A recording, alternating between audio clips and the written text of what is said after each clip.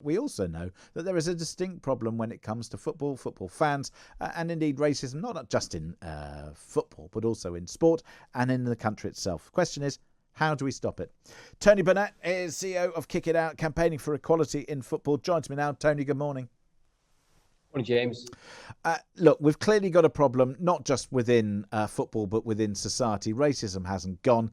That having been said, are we doing enough to combat it? I don't think we are, James, to be fair. I think this, I'm hoping really this, again, is another opportunity for us to have a national dialogue. I think the way we combat this is by having an open and honest discussion that doesn't force people into taking sides around what the problems are and what we need to do to fix it. I mean, last night I got a text message through WhatsApp from a friend who doesn't even know what I do. And the message was essentially, yesterday apparently was Punish an N-word day.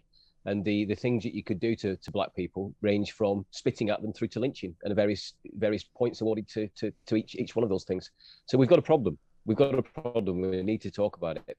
It is a massive problem. I mean, I have to say that I'm in two minds about this. So Boris Johnson and Priti Patel have been accused of hypocrisy over their stance on racism in football after condemning the abuse of three black England players, despite previously refusing to criticise fans who booed the team for taking the knee. You see, because I just wonder whether the government got this wrong. Because personally, if somebody asked me to take the knee, I would choose not to, because I think that particular discussion has been conflated. However, if somebody asks me to condemn racism, I will happily do so in any shape or form, because it's simply not acceptable. And it needs to be taught in schools. It needs to be taught across society. We need to be corrected. We need to learn from our mistakes. We need to ensure that racism is eradicated from society. I'm not sure necessarily that the government have covered themselves in glory with how they've dealt with this. What do you say? I think the government have been really poor, actually, in the way they've dealt with this. I think they should have sent a very clear message right at the outset of the campaign, and way before, actually. This has been going on for quite a while, to say that they supported the players. And the gesture of taking the knee, I know this has been debated massively, but, bottom line is Gareth Southgate and the players have been really clear about the fact that this is not a political gesture, irrespective of what it's associated with. And I was thinking actually earlier today that, I suspect the suffragette movement had a similar backlash in the early 1900s, I'm not sure anybody would have agreed with some of the tactics and chaining themselves to fences, etc. But do you think then? I'm sure everybody would agree with the cause. But I think they would. But then let's women to vote. But then you see, I would say that there are two things which fans have chosen to do, which I think are despicable. First is, as you said, whilst I would choose not to take the knee, they have had a conversation and decided that it is a visible gesture and they wish to, and I think that is their decision to take, not mine. It is certainly not my decision as to how to respond to it in anything other than, if I don't like it, then fine, I don't like it, or I wouldn't support it. I certainly wouldn't boo, and I certainly wouldn't boo another team's national anthem either. There is something wrong with people if they think that booing is acceptable in either of those situations.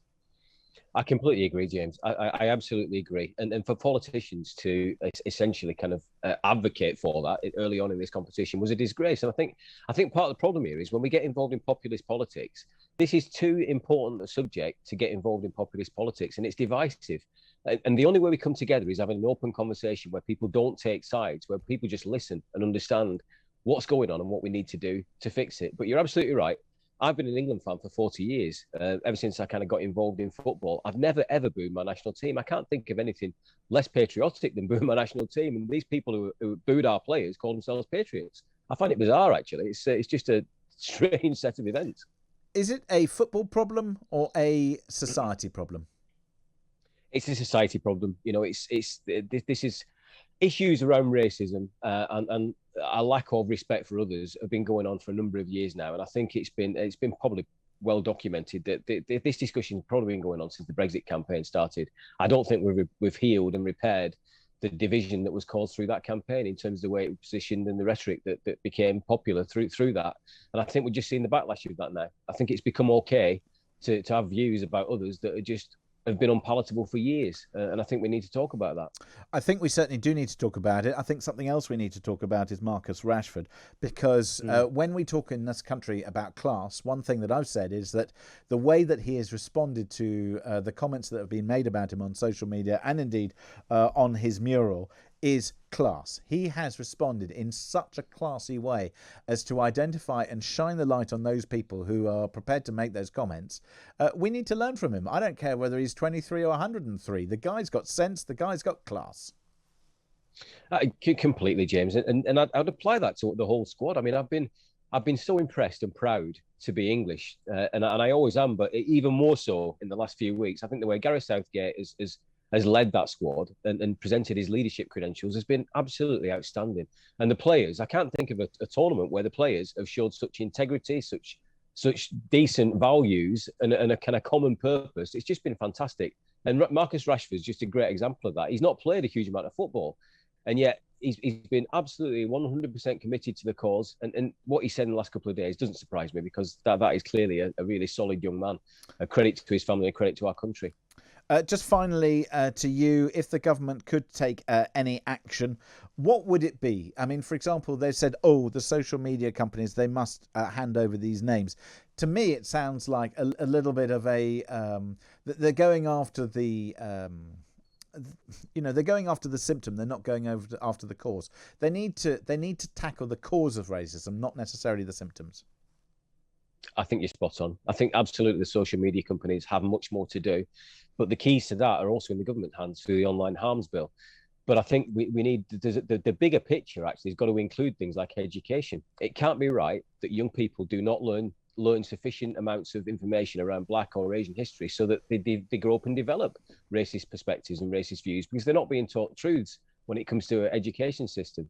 We have to have conversations about that. We have to have a conversation about representation. Again, it's not coincidence that although we've got almost 30% of Black players in the Premier League, we've got virtually no managers and coaches throughout the game. And it's got a little bit better, but Black players have been around 55 years now.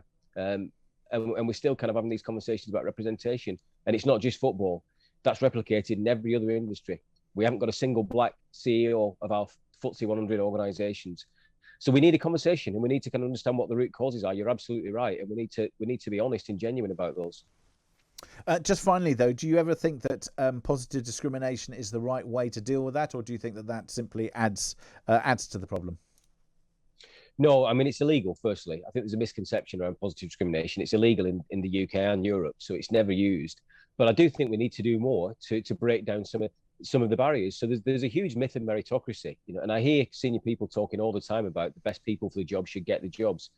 Well, I agree, but it doesn't happen at the minute. There are more chief executives of our FTSE 100 organisations called Dave than there are women chief execs.